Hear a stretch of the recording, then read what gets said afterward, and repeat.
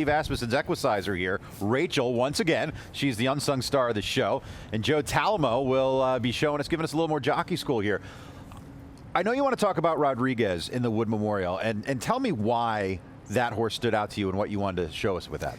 Just the fact to where we've seen so many different works the past week and how riders kind of hold their hands, but I really liked how when Mike Smith got him out the gate, he just had a nice loose rein like this, and we spoke about that yesterday a little bit. You kind of want a little bit of tension in a horse's mouth, but we'll watch the Wood Memorial here coming up right out the gate. He's going to be in the #1 hole here.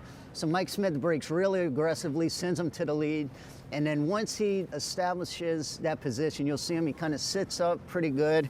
I don't think I look like Mike, a little worse than that. There we go.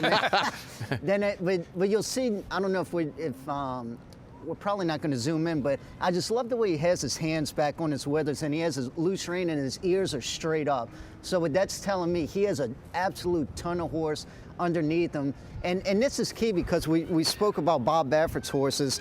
They work so good from a fitness level. When a horse like that can get to the lead, have their ears up under a loose rein like that, it's almost impossible to catch them just because they have so much horse. And then turning for home, Mike picked him up a little bit, and I mean, he just absolutely exploded. Show us the difference between a loose rein and a tight rein, what he was doing on the backstretch and then what he was doing driving for home. So on the backside, he just had like a little bit, when I say a loose rein, it just kind of a little slack in the rein, just right? a little slack in the rein like that. If it wasn't a loose rein, what would a tight rein look like? A tight rein is like this, just like what it sounds like, just tight. Like East Avenue work, and that was a tight rein work, like not rank, but just like into the bridle like that. And not that one's better or worse, but I typically What's telling you? I typically love when a horse can relax underneath a loose rein, because any other movement, they respond to it. If a horse is already under a tight rein like that,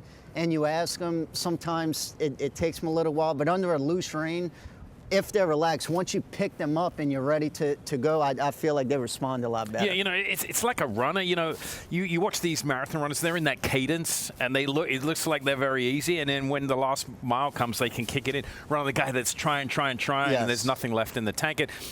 And again, you got to know the players, right, Joe? I mean, Baffert's horses are good like that, and that's Mike Smith's bread and butter for years, right? Oh, absolutely. And you see him come out of the gate, he's not like, yeah. He just drops down. If you watch that video, he drops his center of gravity, drops down to the first turn, gets the lead, and then into the first turn, he stands back up and lets the horse relax. Why are you acting out? He's on the horse. You showed us that. Let's take a look at that stretch drive. So there he is, and he's just right above where the thing is. Oh, this feels good, baby. Yeah. You're starting to remember a thing or two. It was before that, but again, turning for home, Mike just steadily kind of picked him up, and then he threw across. And then, I mean, he's just finishing with so much intent. Hang on a sec.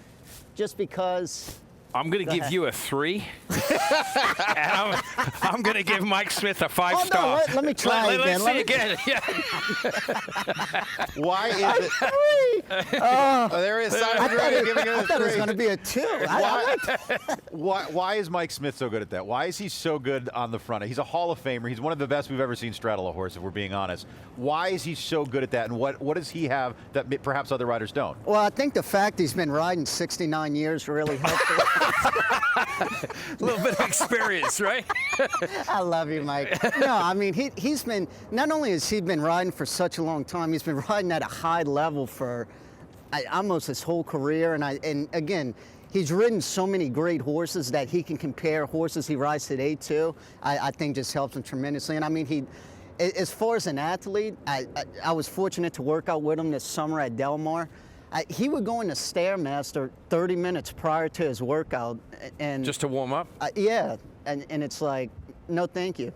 Right. It's absolutely insane. Yeah, his fitness regimen. I mean, I'm sure you could relate, right? Stairmaster. I don't even do stairs. I'm an escalator takes the guy. elevator. Yeah, I go up there. He does 30 minutes on the escalator. If the stairs don't move on their own, I ain't on them. Let's check in with Maria Montgomery.